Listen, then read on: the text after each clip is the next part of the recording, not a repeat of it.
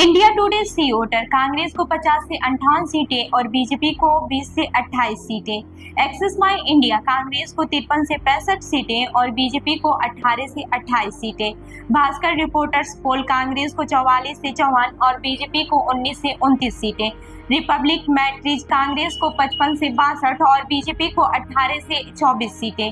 ये कुछ exit poll हैं जिनमें हरियाणा में कांग्रेस की स्पष्ट बहुमत से सरकार बनने की बात कही गई थी, लेकिन जब नतीजे आए तो ठीक इसके उलट हुआ। हरियाणा में भारतीय जनता पार्टी ने अपने दम पर स्पष्ट बहुमत हासिल किया और राज्य में जीत हैट्रिक लगाई। नतीजों में बीजेपी को 48 और कांग्रेस को 37 सीटें मिली हैं। 90 सीटों वाली हरियाणा विधानसभा में बहुमत का आंकड़ा 46 है। इन चुनावी नतीजों ने एक बार फिर एग्जिट पोल और उनको करने वाली एजेंसियों की विश्वसनीयता को सवालों के घेरे में ला दिया है। हालांकि जम्मू कश्मीर के नतीजे एग्जिट पोल के इर्द गिर्द रहे। यहाँ नेशनल कॉन्फ्रेंस कांग्रेस गठबंधन को बहुमत मिला। ऐसा पहली बार नहीं है जब नतीजों के बाद एग्जिट पोल करने वाली सर्वे एजेंसियों को आलोचनाओं का सामना करना पड़ रहा है। कुछ महीने पहले लोकसभा चुनाव के नतीजे आए थे, तब भी एग्जिट पोल्स को लेकर कमोबेश ऐसी ही स्थिति थी, क्योंकि नतीजे एग्जिट पोल से अलग थे। जम्मू कश्मीर के पूर्व मुख्यमंत्री और नेशनल कॉन्फ्रेंस के नेता उमर अब्दुल्ला एग्जिट पोल्स की विश्वसनीयता पर सवाल उठाते रहे हैं। मतगणना वाले दिन भी उमर अब्दुल्ला ने इस विषय को लेकर एक्स पर एक पोस्ट लिखा है। उमर अब्दुल्ला ने लिखा, यदि आप एग्जिट पोल्स के लिए भुगतान करते हैं या उन पर चर्चा करने में समय बर्बाद करते हैं तो आप सभी चुटकुलों, मीम्स, उपहास के पात्र हैं। कुछ दिन पहले मैंने उन्हें समय की बर्बादी कहने का एक कारण बताया था।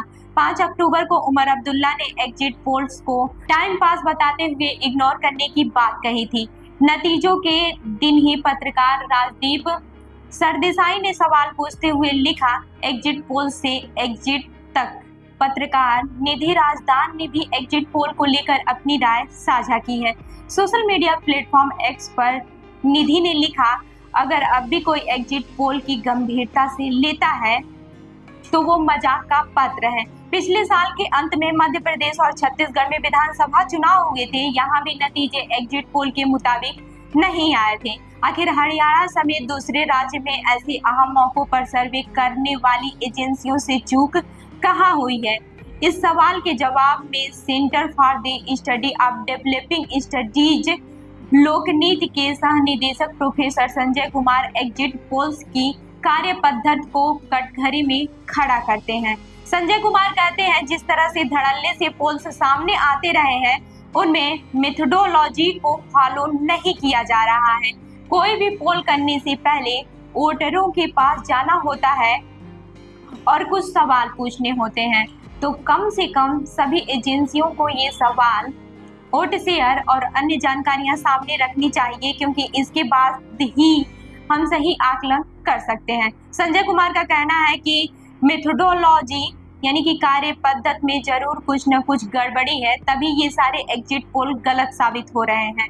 Yashwant Deshmukh centre for voting opinion and trends in election research यानी कि सी वोटर के निदेशक और संस्थापक संपादक हैं।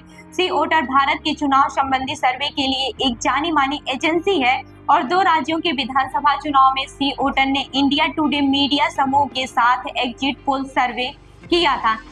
यशवंत कहते हैं कि first past the post system में सबसे पहली जरूरत होती है कि आप वोट शेयर को सही से पकड़ें। फिर वोट शेयर को सीट में बदलने की कवायद तिरछी है और वो सर्वे के विज्ञान का हिस्सा नहीं है।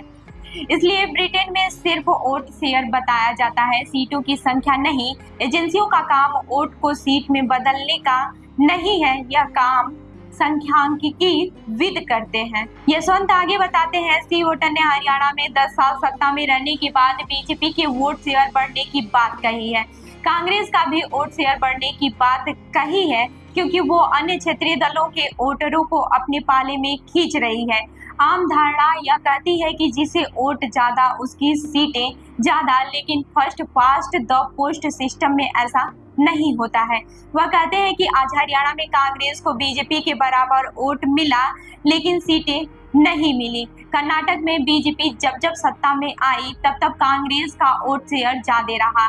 ये उलटबंसियां सिस्टम में होता है और इन उलटबंसियों के चलते ही सीट शेयर का आकलन मुश्किल हो जाता है। तो इस खबर पर क्या है आपका कहना, हमें जरूर बताएं। मैं हूं रूबी आपके साथ और आप देख रहे हैं जनदर्पण न्यूज। धन्यवाद।